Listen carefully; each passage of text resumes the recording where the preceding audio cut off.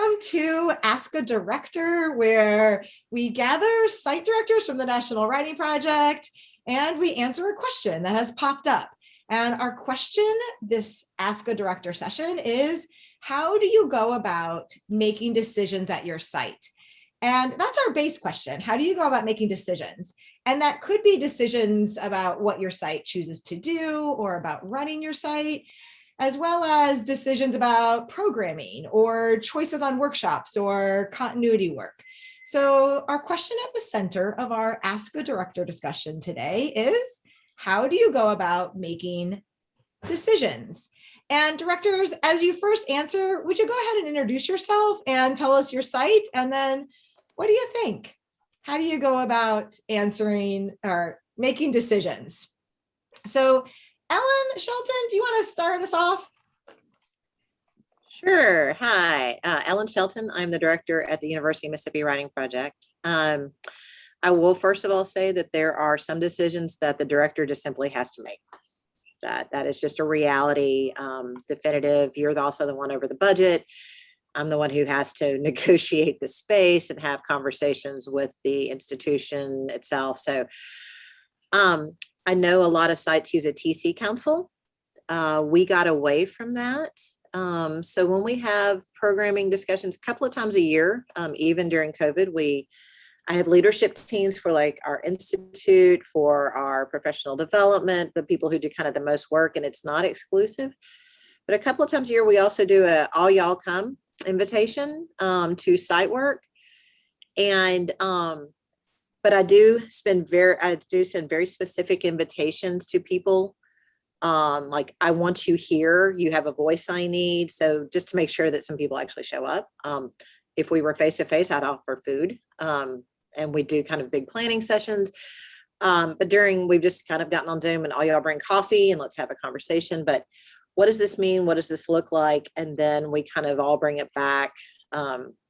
We get the ideas, and then a few of us who are really like Jennifer Ringo and Angie Griffin, and then the Institute leadership, the core leadership teams for each individual program or project, ultimately end up taking that information. So I just want to say, I love, Ellen, the idea of like all y'all come, just like this. And that invitation juxtaposed to that invitation of, we want you here because we need your voice for this. Like, I love how both of those do two different things. Yeah, the TC council became very exclusive feeling for us, and people saying, well, how do I get on this council or not? And I want to have a voice. And sometimes people have voices that don't get heard a lot, but they have some really good ideas. And you kind of miss them because they're not so outspoken. So we just sort of said, all y'all come. And there are folks who I never thought would be interested in site work who end up showing up.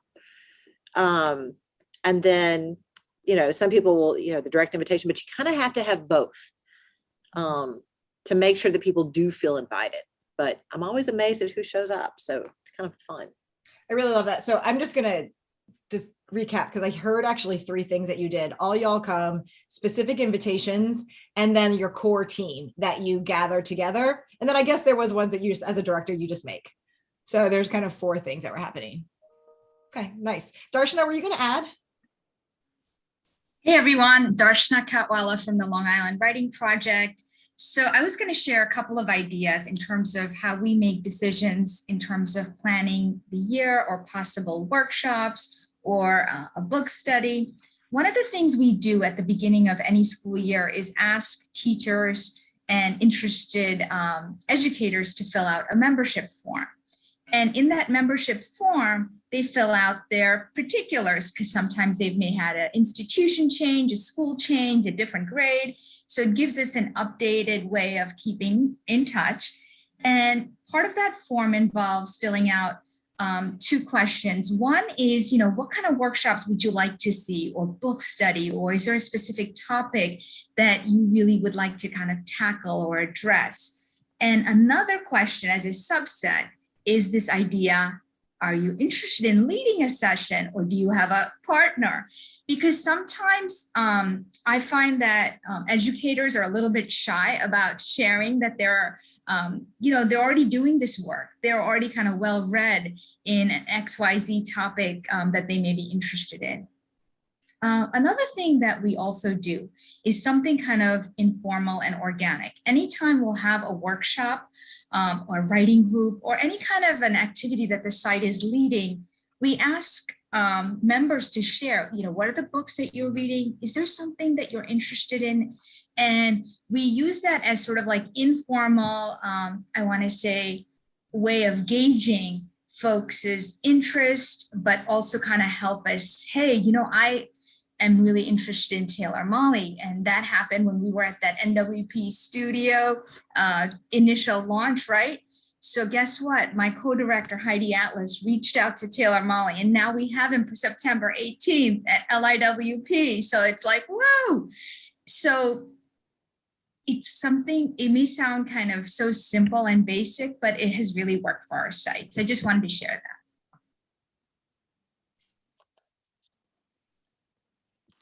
Well, hello, everybody. I am Tanya Perry, and I'm the director for Red Mountain Writing Project located in Birmingham, Alabama. Can you guys hear me? You can? So good. Good. It's raining really hard here, so, let me know if I rain and technology. Woo! So just let me know if I somehow bleep out. Well, so I think I don't have much to add, because I think both of these wonderful site directors have already taken all of my thunder. So let me just say that just to add to what they're saying, I think we have probably a two-tier approach, which is when people come together asking for what it is that interests them, what's their passion, what is it that makes them tick, what is it that you want to change about the world, and how does that relate to what we do?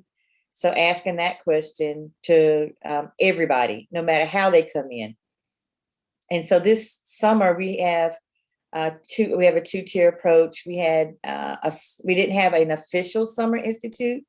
We had money from the state that we started a state writing leaders program. And I'm stumbling because the idea that they're writing leaders, but they're not quite RMWP, because we want to take them through some more training, but the state wanted writing leaders immediately. So we'll probably take them through the process. But the thing is that now they're a part of us, at least in our circle. So everybody's asked, what's your passion? What is it? And the state identified the schools that they wanted us to work with, right? So it wasn't open invitation, it was open invitation just for certain schools. And then the second approach is that I do have a pyramid that is probably reversed in some way. I'm at the bottom. I just ask the questions up. So I just say, I ask, people who are interested in leading things, what do you think about this? Can you go back to the circle you have of people who share this passion, and what do they think about this? So I just ask a question, and I ask the group of people that I know are already interested, and then they go back and ask their circle of people who work with them or have shown some interest in the project in that, what do you think about this? And then it comes back down to me, because I consider them up, comes back down to me. What is it that they're interested in? So an example of that would be work on differentiated instruction, right? What are you guys interested in? What is it that you're going to need? What is it that the project can do? Well, my kids have been on distant learning and virtual learning all this time. My kids are all over the board. When I was face-to-face, I thought they were all over the board, but my kids are all over the board now. We need some work on differentiated instruction. We have got to figure that out. So then I worked to try to figure that out, and then we worked to build it together. But that started as a question, people who were interested, who went back out to other people, who brought it back to the project to make a decision about one of the directions that we would take. I hope that's clear. I'm depending on my wonderful colleagues to tell me if that was convoluted or not. No, it wasn't. But in fact, I'm just going to pull something out there that I heard, that one of the things that I heard you do so well is actually making decisions about it from two places. from what you hear going on in the world, your own experiences, like, that you could see, like, this is a conversation we need to have. So let's have a study about that, right? And that that's a way to go about thinking about programming. What kinds of things are you noticing in teaching or writing and leadership, and that people might want to talk about? So you throw it out as a question and see. But I also heard an interesting thing too, that whole idea of what the state says or what districts around you want. And if they like say or want or need something, like that's a place to think about programming. Like that's a conversation that state wants, then the writing project is a perfect place to do that. And that is a way to get ideas and make decisions around programming. So I think that makes a lot of sense. I love it. All right, we have just a teeny bit of time left on our Ask a Director. Susanna? Sure. Hi, I'm Susanna Benko. I'm from the Indiana Writing Project at Ball State University. And there are just two things that I would add that are at maybe different levels of thinking. One is I really love to remind myself about what it means to be a site of the National Writing Project, and to go back to, I really appreciate the 6 ways you know something is a writing project site, which is work that we've seen float around, thinking about teachers as writers, teachers as leaders, teachers as professionals, teachers as teachers, and thinking about how different programming that we're doing feeds those different parts of knowing that we're a writing project site. So I make a little matrix for myself of those areas. And then as we do things, I try to plug them into the matrix just to see, like, are we doing enough to feed teachers as writers? That's an area that I don't often do enough. And so it just helps kind of keep me in check about, like, this is who we are as a national network. Are we doing the things to help sustain that? So that's thing one. Thing two is that at my site, at least, I think, and I think this may be true in lots of places, there's never a shortage of ideas, but where we do fall short is sometimes with people to carry out ideas. And so I try to look for opportunities that will put the least amount of work on my TCs, where I can provide opportunities for them to just come and have their teacher soul nourished, and they don't have to do a darn thing. The best way that I've found to do that so far is to connect to things already happening at the university. For instance, our English department is pretty good about getting pretty awesome visiting writers to come. And so I've started to try to piggyback on some of those visiting writer series by doing a book club with the teachers. And then I've been working with our creative writing faculty to say, hey, does anybody want to lead a quick 45-minute workshop for some super engaged, super awesome teachers who would just eat up everything you say? And most of the time my colleagues are like, yeah, that sounds fun. I love to work with teachers. And often they do it out of the goodness of their hearts. I don't often have a lot, or for a cup of coffee. I mean, I don't have a lot of money to pay them, but then I'm able to provide this nice little package for my TCs that is usually rich and inviting. And but this year we're doing Ashley Ford. Somebody's daughter is her memoir, and she's coming to campus, and we're doing a whole event where we've managed to secure her for an hour just for our teachers. And so I guess like the takeaway is what's happening around you that you can piggyback off of, what's happening at your university or in your community, that it wouldn't take a whole lot more work to squeeze an event in there for your teachers. And because that if you can save your teacher's energy and save your energy, then it just, for me, has given me space to give more in other areas.